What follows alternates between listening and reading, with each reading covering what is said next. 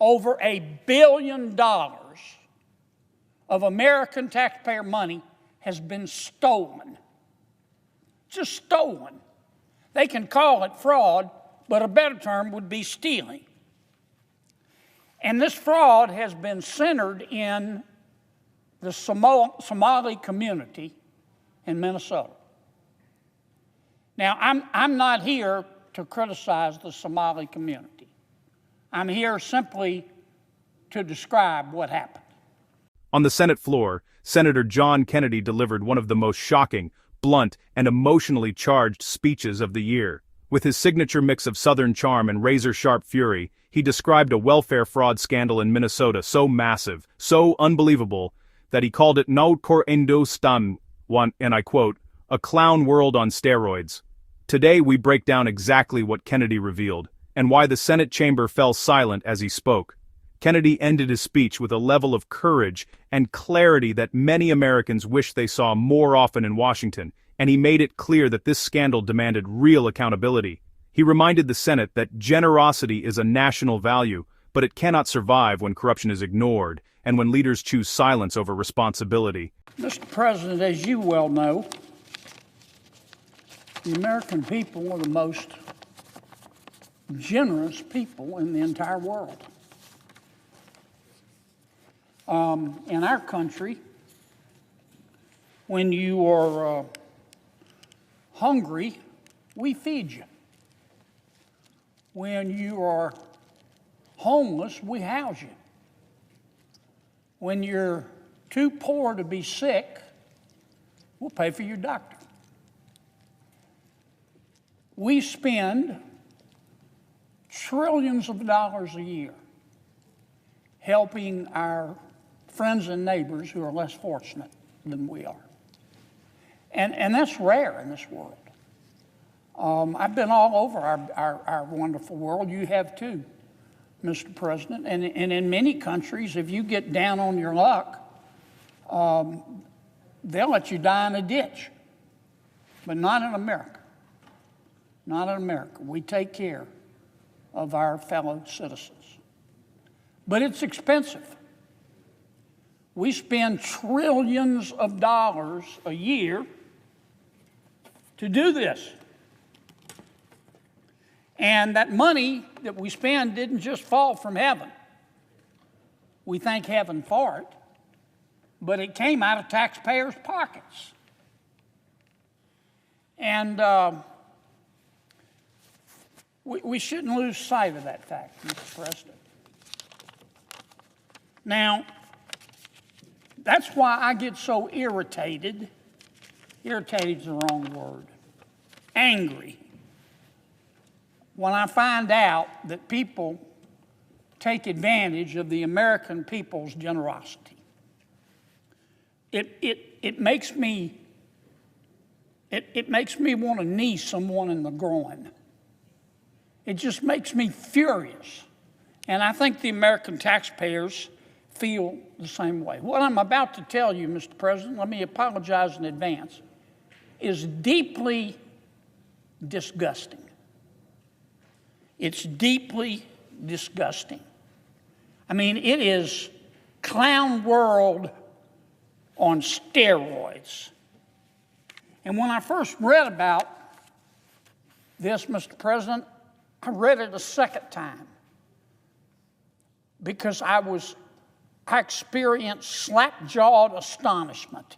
And when I read it a second time and I realized it was true, I just wanted to run away screaming.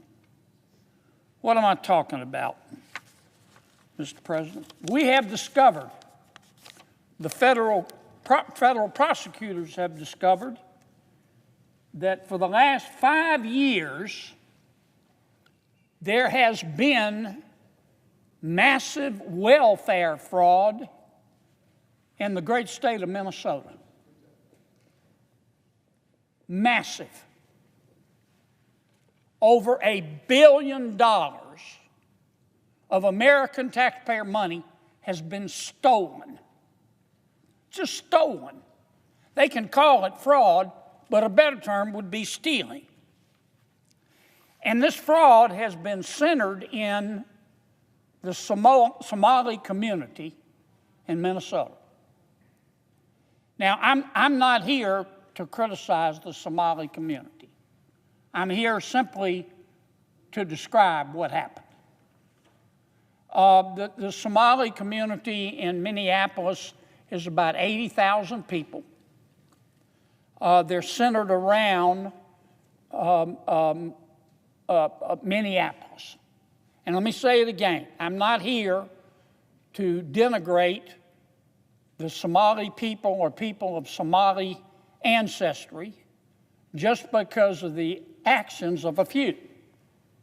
But it is a fact that this $1 billion in welfare fraud occurred almost exclusively in the Somali community in Minnesota and was orchestrated by people with Somali ancestry. That's a fact. Facts aren't racist. Facts are facts. So far, 59 people have been convicted, 86 have been charged, and 78 of them are of Somali ancestry. That's just a fact. Now, what these criminals did they had three very elaborate schemes. The first scheme was centered on supposedly feeding hungry children in the Somali community. A group, a nonprofit run by some people with Somali ancestry. The name of the nonprofit was called Feeding Our Future. Feeding Our Future. Feeding Our Future went to the welfare authorities in the state of Minnesota, which of course was administering federal taxpayer money, and they said, "Look, Feeding Our Children said, Feeding Our Future said, we want to feed hungry children in the Somali community." And the welfare people in state government in Minnesota gave them the money to do that. It started out very small. But the idea was that Feeding the Future, the Somali nonprofit organization, would take this federal taxpayer money, American taxpayer money, and go to businesses, most of which were Somali businesses, in the Somali community and set up feeding sites where they supposedly would take children to get a hot meal. On paper, it sounded great. As I say, it started out very, very small, just a few $1 million. But eventually, it got bigger and bigger and bigger. And more businesses in the Somali community signed up to be feeding sites.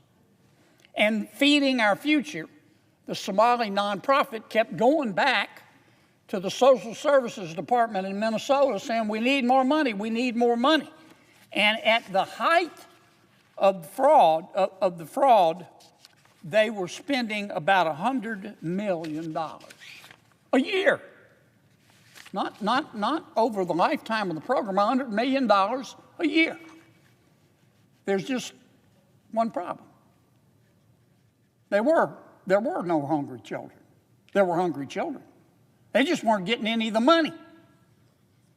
And the businesses, many of which were Somali owned, which were getting some money to feed the children from Feeding Our Future, the nonprofit that was quarterbacking this whole thing, they weren't giving any of the money to hungry children. They were spending it. These businesses were spending it on yachts and vacations and jewelry and furniture for their home. That was scheme number one. But it got worse. The second scheme was supposedly to help people who are homeless. Remember, I said in America, when you're homeless, we'll house you. Well, that's what they were trying to do in Minnesota. A nonprofit was set up, again run by someone of Somali ancestry, and this nonprofit went to a bunch of providers who supposedly were going to provide housing. And they told the welfare authorities in Minnesota that they needed millions of dollars to house people who were homeless. And once again, the program started out small. When they started it in 2020, these crooks started it in 2020, they said, we only need $2.6 million. But then in 2021, they said we need $21 million. And in the following years, they said we need $42 million the next year, then $74 million to feed, or rather to house the homeless, then $104 million a year, not the total scheme, a year. It's just one problem. None of the money was going for housing. None of the money was going to help people who were homeless. These providers and this nonprofit that was coordinating it just put the money in their pocket. Kennedy defended taxpayers with blunt honesty, calling out a system that allowed fraud to grow because politicians feared backlash more than they feared wrongdoing. He emphasized that this issue was never about race, it was about criminals who stole from vulnerable children and families. His words cut through political excuses, and he insisted that every person involved, including those who looked the other way, must be held accountable. Kennedy's determination showed what leadership looks like when truth is valued more than approval. He refused to let $1 billion of fraud be brushed aside, and he demanded justice for those who were truly in need. In the end, his message was simple. Corruption thrives in silence, and he would not allow that silence to continue.